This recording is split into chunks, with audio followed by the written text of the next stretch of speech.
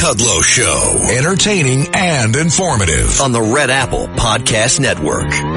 So, we've got some breaking news, courtesy of Fox News, Kayleigh McEnany's program, which we were just looking at.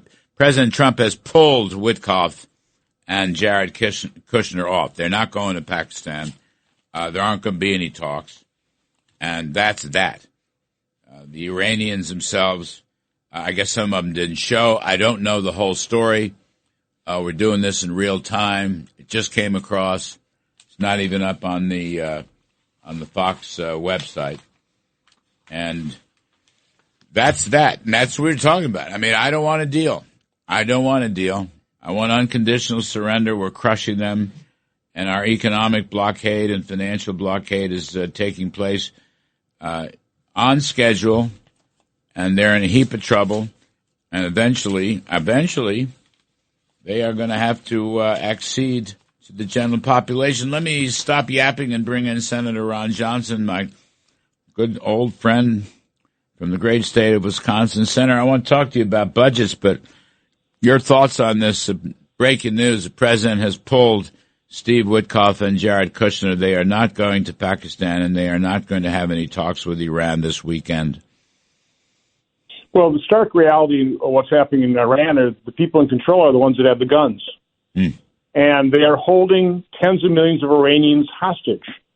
I agree with O'Brien there that President Trump is a peacemonger. He does not like war. He doesn't like killing.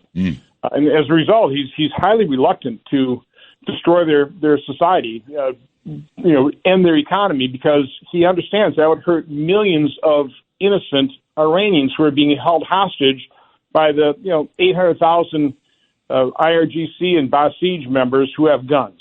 And by the way, this is what nationwide gun control looks like. When you disarm the population, that's how tyrannies can rule tens of millions of people. That's a good point. I want unconditional surrender, Senator. Unconditional. So we dictate terms to them. That's it. Full stop.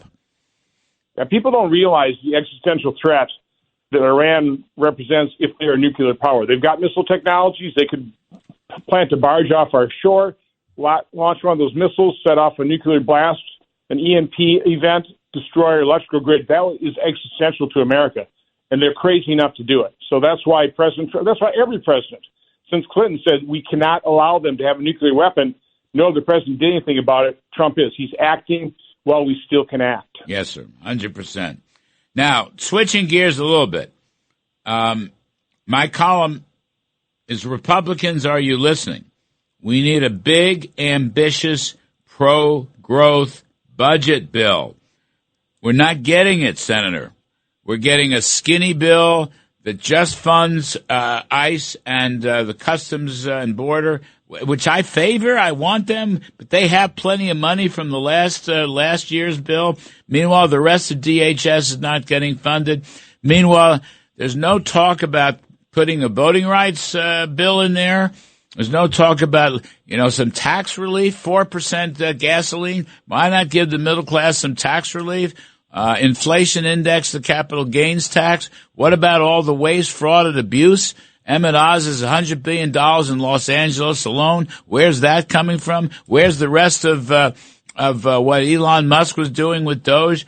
I want another fat bill that shows leadership and economic growth. And this skinny little bill, which will be the only thing that passes the House, is not doing the job, sir. So first, let's blame who needs to be blamed. That's Democrats. Okay, it's Democrats who opened the borders. It's Democrats who want to defund ICE and CBP. It's Democrats that have shut down the government. It's Democrats who want chaos so they can win the election and have power. So it's Democrats. That's our problem. Specifically, though, in the Senate, the reason we're not able to move things is because we need Democrat votes as long as we have the 60-vote threshold and we haven't ended the filibuster, which is why I agree with President Trump that we should end the filibuster. Larry, there's not much left of it anyway. Harry Reid did the nuke option on judges below Supreme Court. We had to do it because they were so obnoxious blocking Neil Gorsuch. We had to do it again for all the nominees because they're so obnoxious and obstructionist on having the president staff as administration, where both sides are pushing reconciliation beyond what it was ever intended for. So there's not much left of the filibuster, so end it. This is a legitimate concern of people who, in our conference, who, if we're back in the minority, want the filibuster to stop awful Democrat legislation. The difference in the conference is those of us who believe Democrats will end it when they have the opportunity. Again, their Democrats' overall goal is a one-party nation, which is why they allowed millions of people to fund this country, put them into sanctuary cities and states, plus up the census numbers, get more members of Congress. They're opposed to any election integrity measures because that is existential to their game plan. But I know, they're going to end it when they have the power. They'll turn D.C., Puerto Rico into states. They'll pass the Supreme Court. They'll nationalize the elections. That's what we're trying to prevent. So I understand why my colleagues would like to maintain the filibuster. They're just not looking at the reality situation that they will end it, so we ought to do it first. So that's what's going on here. And, of course, the House has a very slender majority, a couple votes. Well, okay, but that's one piece. All right, I don't really disagree with you about the filibuster, but my point is these budget plans and this idea of a skinny budget is, I think, a mistake. Look, Americans have gone through the war. There's more support for the war than people think, depending on the polling. But the fact is, you got $4 gasoline. 4 out of 10 voters in the TIP poll, which is a good poll, think taxes are going up. Only 1 out of 10 think they're going down. Here's my point. Lower taxes, lower spending, pro-growth. Put in the voting rights bill.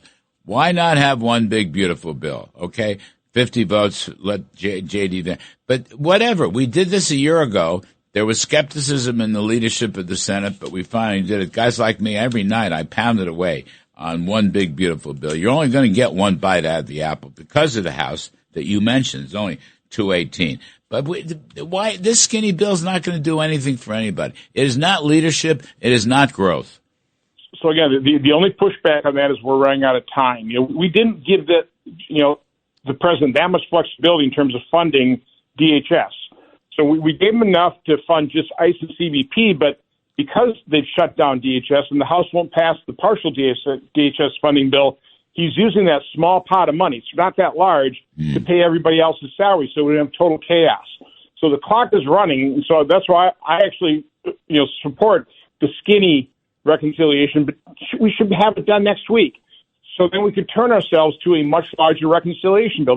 There's no reason you can't do two. But again, we've got problems in the House. There wasn't very good coordination. I'm not going to, again, defend what I think is pretty indefensible, that there's a complete breakdown between the Senate and House communication.